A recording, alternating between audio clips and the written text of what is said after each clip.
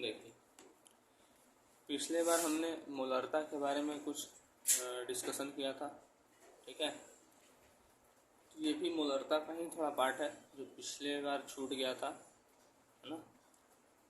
ये उसी के आगे है, देखिए। जैसे पिछले बार हमने ये सब पढ़ा था, ठीक है, कि मोलरता क्या होता है और उस पर हमने कुछ क्वेश्चंस किए थे, ठीक। लेकिन अगर मान लीजिए आपसे क्वेश्चन में दे दे ये 1 मोलर NaOH को 100 ml 1 मोलर NaOH से 100 ml विलयन तैयार किया गया है, ठीक है। तो NaOH का भार ज्ञात करें, है ना। तो इस तरीके का सवाल रहे तो सबसे पहले देखिए कि अगर 1 मोलर 2 मोलर, है ना, ऐसा दे तो हम क्या करते हैं। तो अगर बात करेगा मोलर का तो वहाँ पे हम जो मोलरता मानेंगे उसकी वो 1 मानेंगे। अगर बात किया बाई मोलर का तो वहाँ पर मोलरता हम 2 मानेंगे। सेमी मोलर तो मोलरता 1/2 मानेंगे। डेसी मोलर तो मोलरता 1/10 मानेंगे। और सेंटी मोलर होगा तो मोलरता 1/10 मानेंगे, ठीक। इसी आधार पर एक क्वेश्चन है, देखिए। क्वेश्चन है 1 मोलर NaOH को 1 मोलर NaOH से 100 ml विलयन बनाया गया है, तो NaOH का भार ज्ञात करें, ठीक है। चलिए देखते हैं, ध्यान दीजिएगा। यहाँ पहले हम लिख लेते हैं जो दिया है। हमको दिया है 1 मोलर NaOH, ठीक है। मतलब NaOH कितना है, 1 मोलर, मतलब NaOH की मोलरता दी हुई है 1, ठीक है। आयतन दिया है, मतलब V जो दिया है वो दिया है 100 ml, ठीक है। एक कार्ड अब बोला NaOH का भार ज्ञात करना है, ठीक है। NaOH का भार ये पता करना है। हमारे पास मोलरता का फार्मूला है विलेय के मोलों की संख्या, विलेय के मोलों की संख्या, ठीक है, बटे विलयन का आयतन, ठीक है। और ये किसमें होगा, ये लीटर में होगा। विलयन का जो आयतन होगा वो लीटर में होगा। देखिए, विलेय के मोलों की संख्या तो पता नहीं है, मोलरता है 1। मोलों की संख्या के लिए फार्मूला होता है दिया गया भार बटे अणु भार,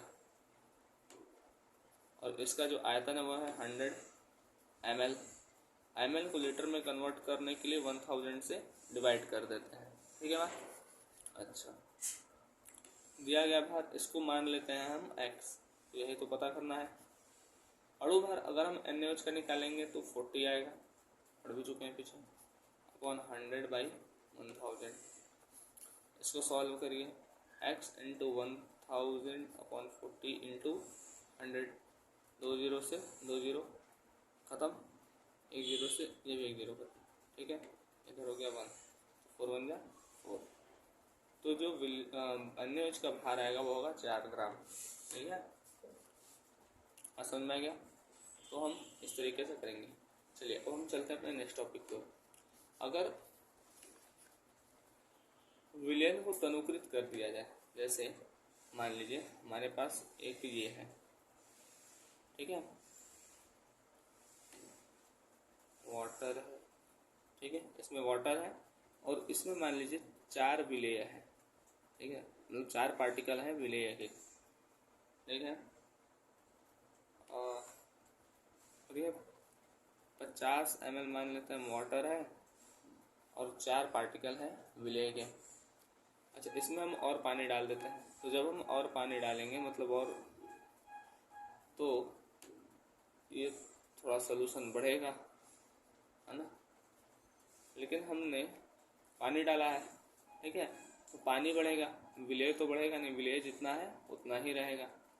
अब एक बात देखिए, इसमें जो वॉल्यूम है, तो जो वॉल्यूम अर्थात जो आयतन है, अगर इसमें का आयतन V1 मान लें और इसमें का आयतन V2 मान लें, तो जो आयतन है वो V1 का कम है और V2 का ज़्यादा है ना।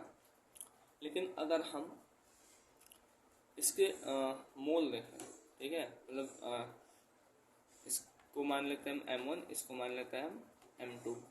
एक चीज़ देखिए, अभी 50 में 4 है, ठीक है, और यहाँ पर मान लीजिए इसका वॉल्यूम हो गया 100 ml और यहाँ पर 100 में 4 है, तो प्रति एकांक मतलब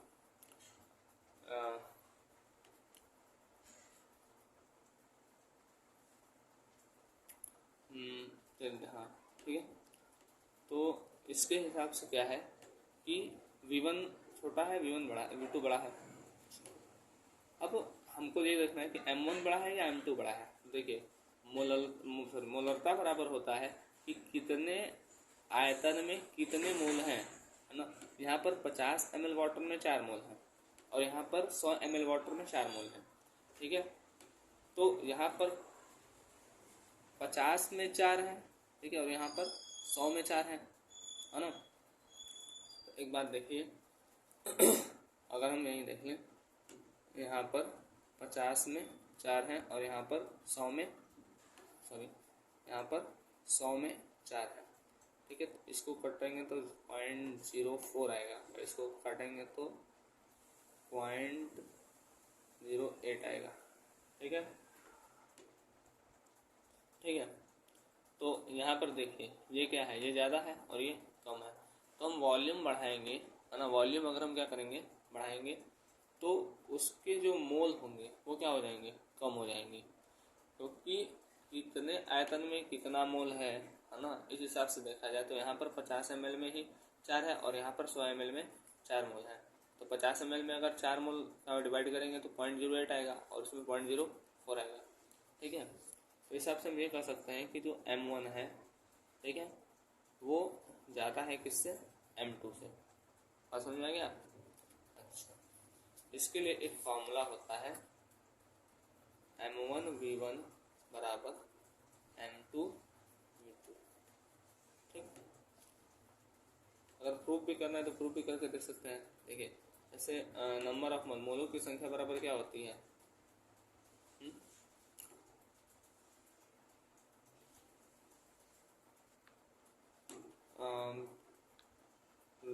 विलय का भार बटे विलेन का भार, ठीक है। मोलों की संख्या सॉरी हमको ये ठीक है। मोलरता बराबर क्या होता है, मोलरता होता है विलय के मोलों की संख्या बटे विलेन का आयतन, ठीक है। तो विलय के मोलों की संख्या तो चेंज हो नहीं रही है, ठीक है, तो इसको n का n रहने देते हैं और ये फर्स्ट है तो इसको 1 लिख लेते हैं। और इसके लिए अगर देखें, ठीक है, तो मोलरता बराबर क्या होगा, मोलों की संख्या बटे विलेन का आयतन लीटर में। अगर हम इधर देखें तो यहाँ हम n बराबर M1V1 लिख सकते हैं और यहाँ भी n बराबर हम M2V2 लिख सकते हैं। तो ये n सेम है, n के बराबर में N1V1, n के बराबर में M2V2, तो ये दोनों भी आपस में बराबर होंगे, M1V1 बराबर M2V2। आइए इस पर एक क्वेश्चन करते हैं। देखिए ये इसमें लिखा हुआ है, आप इसको लिख सकते हैं।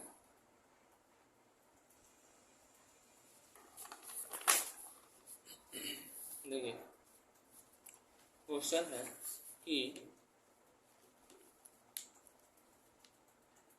5 मोलर 200 ml HNO3 घोल को 100 ml पानी से तनुकृत किया जाता है, ठीक है। तो नई मोलरता ज्ञात करें। देखिए ध्यान दीजिए यहाँ, ठीक है, हम लिख लेते हैं। ये है हमको दिया है कि मोलरता है इसकी 5m और इसका जो वॉल्यूम है वो दिया है 200 ml, ठीक है। अब इसमें क्या किया जाता है, 100 ml वाटर और ऐड किया जाता है। तो जब हम 100 ml और ऐड करेंगे तो इसका वॉल्यूम जो होगा वो बढ़ करके कितना हो जाएगा, 200 पहले था और बढ़ेगा तो ये हो जाएगा 200 + 100, ये हो गया 300 ml। और ये M2 हमसे पूछ नहीं रहा है, नई मोलरता ज्ञात करने के लिए हम फॉर्मूला लगा देंगे M1V1 बराबर M2V2, ठीक है। M1 है 5, V1 है 200 ml, V2 है 300 ml और M2 हमको निकालना है तो M2 हम यहीं पर रोक देंगे। ml से ml कैंसिल, 2 0 से 2 0, 5 to the 10/3 equal to M2। इसको सॉल्व कर लीजिएगा तो जो आपका M2 आएगा वो आएगा 3.33 मोलर, ठीक है ना। चलिए नेक्स्ट क्वेश्चन देखिए, ये आप लोग अपने से करिएगा।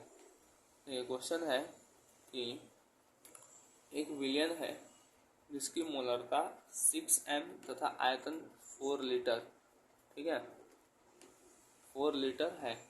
तनुकरण के बाद विलयन का आयतन 8 लीटर हो जाता है, तो विलयन की मोलरता की गणना कीजिए। ठीक है, ये क्वेश्चन आप लोग अपने से करेंगे। अब ये हम नेक्स्ट टॉपिक पर चलते हैं। अब बोला मिश्रण की मोलरता, इसको भी समझिए। देखिए एक हम इसमें मान लेते हैं जो विलयन जो मोलरता है विलयन की वो m1 है, ठीक है। विलयन की जो मोलरता है वो m1 है और जो आयतन है वो v1 है, ठीक। प्लस एक और लेते हैं, ठीक है।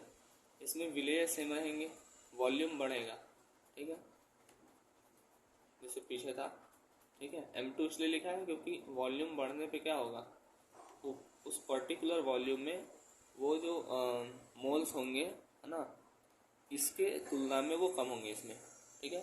इसमें जो वॉल्यूम है पीछे बताए थे, जैसे 100 ml है, 100 ml में 4 मोल और 50 ml में 4 मोल, ठीक है। तो 50 ml में 4 मोल ज़्यादा दिखेंगे है ना, और 100 ml में 4 मोल कम दिखेंगे। हाँ समझ रहे हैं आप, ठीक है। जैसे आपके पास एक जग है, एक जग में आप 10 बॉल डाल दीजिए, ठीक है। तो एक जग में जब छोटा एक जग में सपोज करिए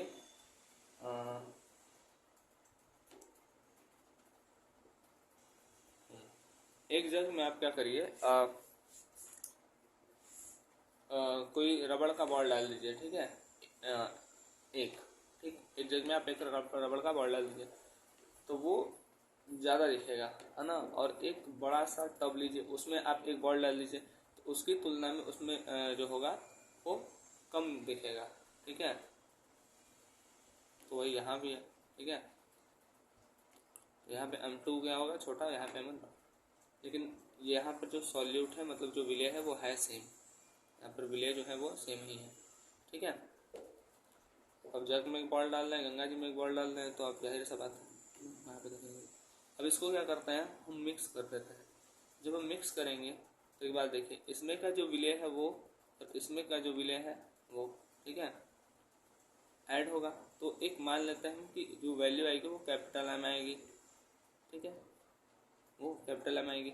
लेकिन यहाँ का वॉल्यूम तो डिफरेंट है, इसमें 100 ml है, इसमें 200 ml में ऐसा है, तो इसमें का जो वॉल्यूम होगा वो भी क्या हो जाएगा ऐड होगा, ठीक है। और जो मोलरता होगी उसको हम ऐसे लिख देंगे, ठीक है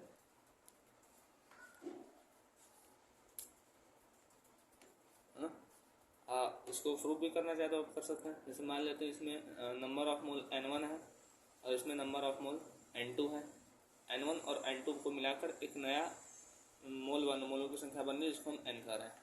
तो N बराबर अभी हमको पता है, N बराबर होता है, जैसे अगर हम पीछे पढ़े थे कि M बराबर होता है N/V है ना, अभी पीछे पढ़े थे, तो हम यहाँ से N बराबर MV निकाल सकते हैं ना, ठीक है। ध्यान दीजिएगा यहाँ पर, जैसे M बराबर मोलरता बराबर होता है विलेय के मोलों की संख्या बटे विलयन का आयतन लीटर में। तो वहाँ से क्या कर सकते हैं कि इस V का इस N का वैल्यू निकाल सकते हैं, ठीक है। N बराबर हो जाएगा M × V। तो यहाँ पे N1 है प्लस N2 है इक्वल टू N है।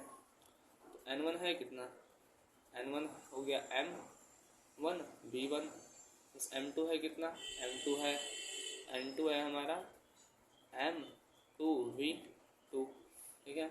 और जो नया N बनेगा वो हमारा क्या बनेगा, एक तो ये मोलरता जुड़े होगी और दूसरा जो वॉल्यूम होगा वो ऐड हो जाएगा, ठीक है।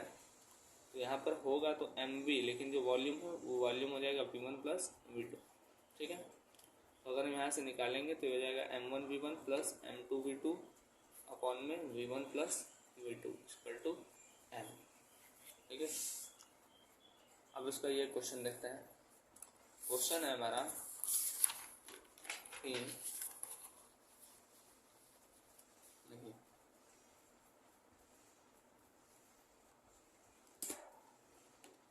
यदि 1 मोलर और 2.5 लीटर वाले NaOH विलयन को 0.5 मोलर वाले 3 लीटर NaOH विलयन में मिलाया जाए, ठीक है, तो परिणामी विलयन की मोलरता ज्ञात करें। अच्छा देखिए, इसमें एक चीज़ था, सॉल्यूट सेम होंगे, ठीक है, सॉल्यूट जो होगा मतलब जो विलय होंगे वो सेम होंगे, ठीक है। जैसे इसमें एक है सॉल्यूट तो इसमें 1/2 हो सकता है ना, इसके तुलना में इसमें कम, ठीक है, या ज़्यादा, वो क्वेश्चन पे डिपेंड करता है, ठीक है, ऐसा क्वेश्चन है। चलिए तो हम क्वेश्चन देखते हैं। तो हमको पता है सॉरी, यहाँ पर एक है, इसमें क्या है कि इसका जो मोलरता दिया है वो दिया है 1 और इसका जो वॉल्यूम दिया है वो दिया है 2.5 लीटर, ठीक है। अच्छा, सेकंड का जो मोलरता दिया है M2 दिया है वो दिया है 0.5, ठीक है, और इसका जो वॉल्यूम दिया है हमको वो दिया है 3 लीटर। अब इसको क्या किया गया, मिला दिया गया। जब हम मिलाएंगे तो एक M आएगा और एक आएगा V1 प्लस V2, ठीक है। तो हम फॉर्मूला लगा देते हैं। M बराबर क्या था, M1V1 प्लस M2V2 अपॉन में V1 प्लस V2। M1 है हमारा 1, V1 है 2.5, M2 है 0.5, V2 है 3 अपॉन 2.5 प्लस 3, 2.5 प्लस 1.5 अपॉन 5.5, ठीक है, 4/5.5। इसको सॉल्व करिएगा तो आंसर आएगा वो आपका नई मोलरता मिल जाएगा, ठीक है। चलिए, तो हमारा मोलरता का सारा क्वेश्चन हो गया। आप इसी पर क्वेश्चन लगाइए, ठीक है। हम आपको अभी कुछ क्वेश्चन देंगे भी, लेकिन आप ये जो क्वेश्चन लगाया जाता है उसको आप प्रैक्टिस भी क्या करिए, ठीक है। चलिए अब नेक्स्ट टर्म की ओर चलते हैं, जो है हमारा मोलरता। देखिए, हम जो मोलरता पढ़े थे ना, वो था विलेय के मोलों की संख्या बटे विलयन का आयतन लीटर में, ठीक। लेकिन यहाँ पे जो है मोलरता क्या है, सॉरी मोलरता क्या है, मोलरता है विलेय के मोलों की संख्या बटे विलायक का भार केजी में। अभी तक तो नीचे विलायक नहीं आया था, अभी मोलरता वाले टर्म में एक नीचे आया है विलायक, ठीक है। हम इसका डेफिनेशन देख लेते हैं। देखिए, किसी विलयन के 1000 ग्राम में, है ना, 1000 ग्राम मतलब वही 1 किलो में, किसी विलयन के 1000 ग्राम विलायक में उपस्थित, ठीक है, 1000 ग्राम विलायक में उपस्थित विलेय के मोलों की संख्या, 1000 ग्राम विलायक में उपस्थित विलेय के मोलों की संख्या क्या कहते हैं, मोलरता कहते हैं। मोलरता को कैपिटल M से दिखाते थे और मोलरता को स्मॉल m से दिखाते हैं, ठीक है। बात समझ गए। ऐसा आपके पास 1 किलो पानी में, ठीक है, कितने विलेय मिले हैं। मान लीजिए 1 किलो पानी है, उसमें 10 ग्राम सोडियम क्लोराइड है, ठीक है। तो 1 किलो पानी में कितने ग्राम सोडियम क्लोराइड मिला है वो उसकी क्या होगी, मोलरता। इसको किससे दिखाते हैं, स्मॉल m से। चलिए एक क्वेश्चन करते हैं इस पर। देखिए,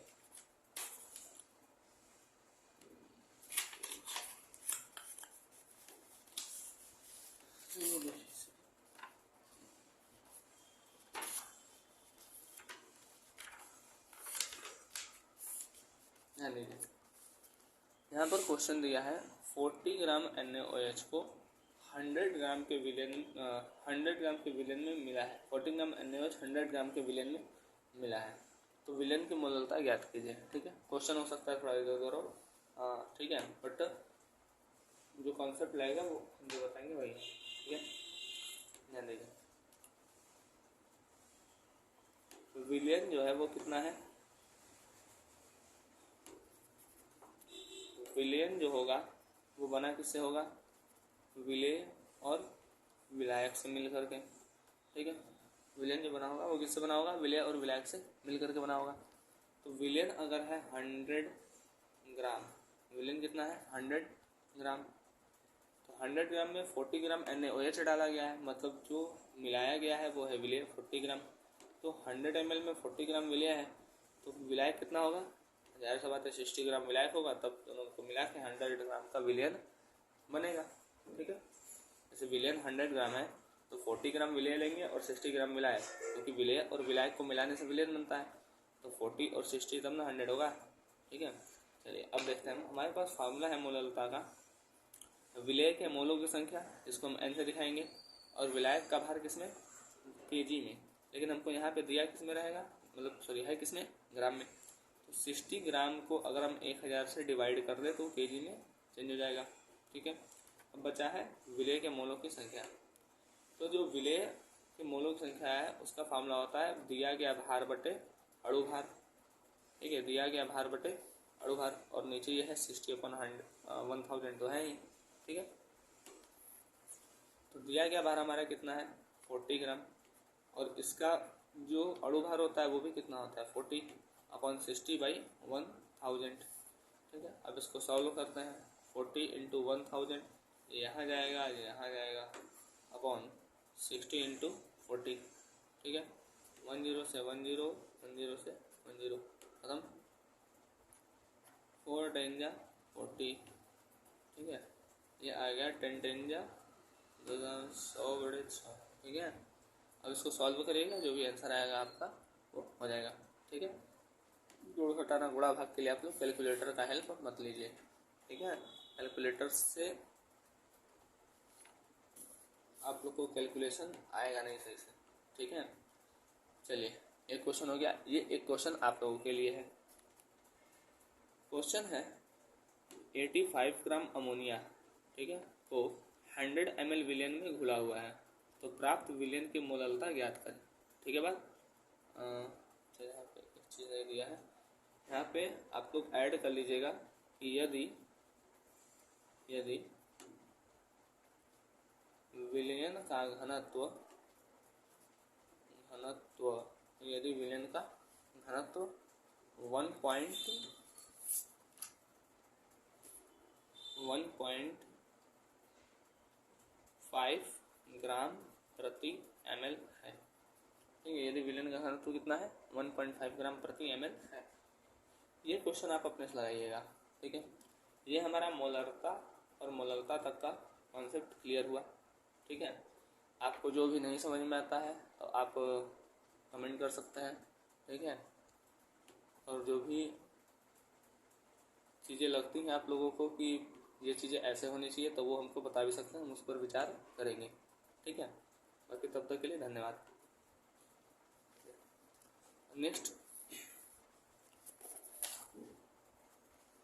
नेक्स्ट जो हमारा टॉपिक होगा वो होगा नॉर्मलता पर।